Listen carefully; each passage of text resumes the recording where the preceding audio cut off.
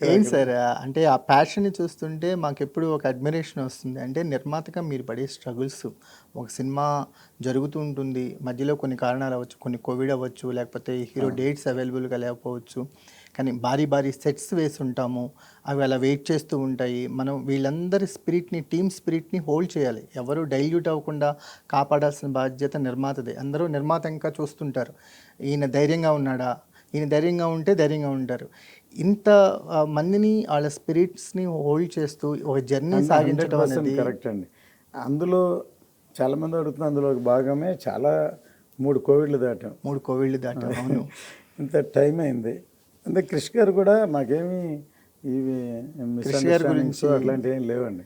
కానీ long journey అయ్యేలకి ఆయన extra commitment production ఉంది. అంటే ఫ్రెండ్లీగానే ఉన్నారా సార్? ఫ్రెండ్లీగా టిల్ టుడే ఇవాళ మనం కూడా మాట్లాడుకున్నాం. ఇవాళ త్వరగా రిలీజ్ అయింది సార్, మీరు ఇంత వెయిట్ చేసేసి అన్నారు.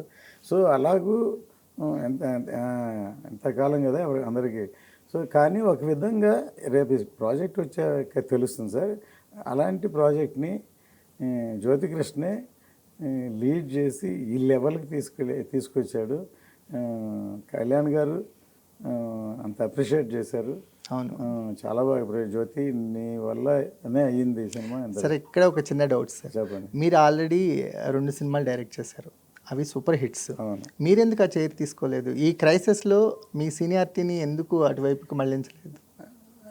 నేను ఎప్పుడు బ్యాక్ బోన్లో ఉంటాను సార్. కానీ ఇప్పుడు ఈ సినిమా నేను పెద్దరికం సినిమా 25 డేస్లో రాజమండ్రిలో ఒకే షీట్లో ఫినిష్ చేశాను. అవును, పెద్ద ఇండస్ట్రీ హిట్. అప్పుడు ఇండస్ట్రీ హిట్. అది హ్యూమన్ డ్రామా. బట్ ఇది టెక్నికల్ సినిమా. ఇప్పుడు ఫర్ ఎగ్జాంపుల్ కళ్యాణ్ గారు పొలిటికల్గా ఉన్నారు.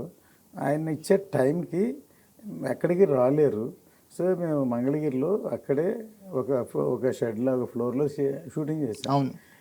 అవును, అది వరకే షూటింగ్ చేసాం. Patch work. రేపు సినిమా చూస్తే అసలు ఇది ఎక్కడ తీశారు, ఎంత రేంజ్, ఎట్లా చేశారు అనుకునే లెవెల్కి టెక్నికల్గా ఆయన వచ్చే టైంని యూజ్ చేసి ప్రతి మూమెంట్ని క్యాప్చర్ చేసేట్టు అలాగూ డిజైన్ చేసి ప్రివిజువలైజ్ చేసి దాన్ని ఇప్పుడు దాన్ని ఇంత మాకు టైం షూటింగ్ అయ్యింత ఇంత షార్ట్ టైంలో రిలీజ్కి వచ్చాం. ఇప్పుడు కూడా పోరాడుతున్నాం ఈ వారానికి ఎలా ఉండాలి ఇవన్నీ. ఇంకొక 2 వారాలు ఇస్తే అమెజాన్ వాళ్ళు. ఇంతకుముందు నా లైఫ్లో సార్ ఏ సినిమా నేను డేట్ వేసి పోస్ట్పోన్ అయిందే లేదు.